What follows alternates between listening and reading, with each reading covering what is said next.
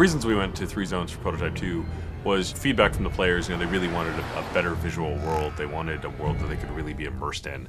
And by going to 3 distinct zones, what it meant was that we could give a greater level of memory and resources and just focus and attention that our artists could deliver to each zone to make them absolutely stunning and beautiful and a rich environment to play with.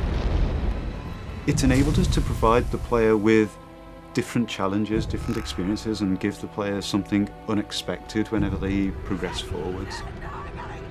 We wanted to have 3 areas where we could have sort of a military zone, a pristine zone, and an infected zone, and have them stand on their own. We really set out to have each zone have a very distinct emotion as you play through them, a different look and feel. When you go to the green zone, we wanted to make sure that you felt that the military was very much there, keeping the city streets safe and making the infection stay at bay.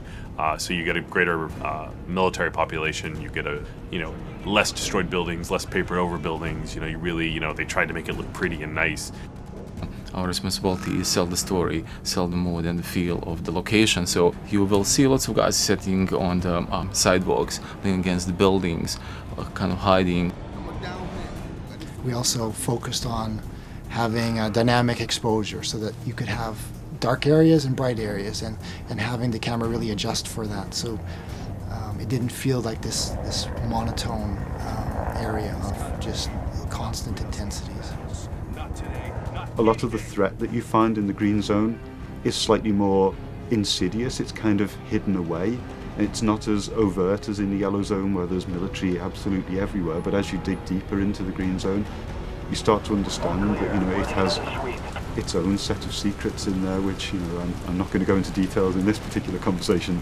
The yellow and the green zone represent sort of the progression to the red zone. The green zone starts out as a living normal civilization where people are still going about their daily work. They're still doing their normal things.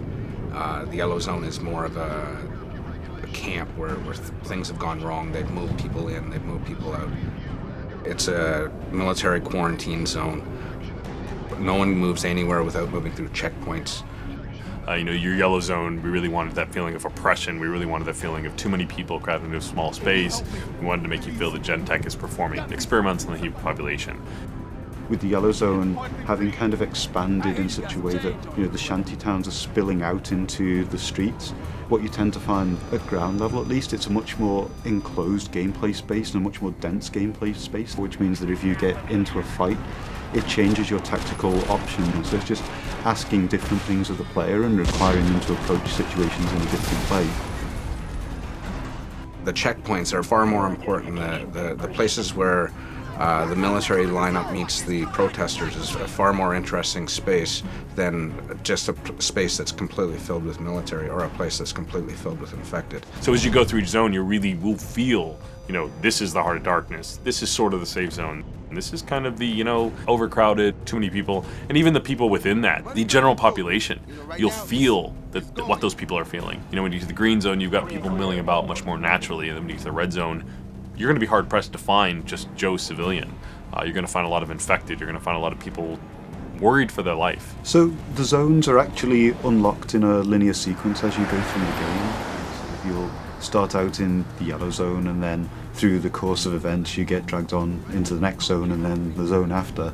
But once you've unlocked any given zone, you're free to travel between them at will to complete any of the side missions or other content that you may not have finished there, or things that you want to go back to try and to improve your performance at, etc. Prototype 2 is still very much a completely open world game where you have total flexibility to go wherever you want and do whatever you want whenever you want.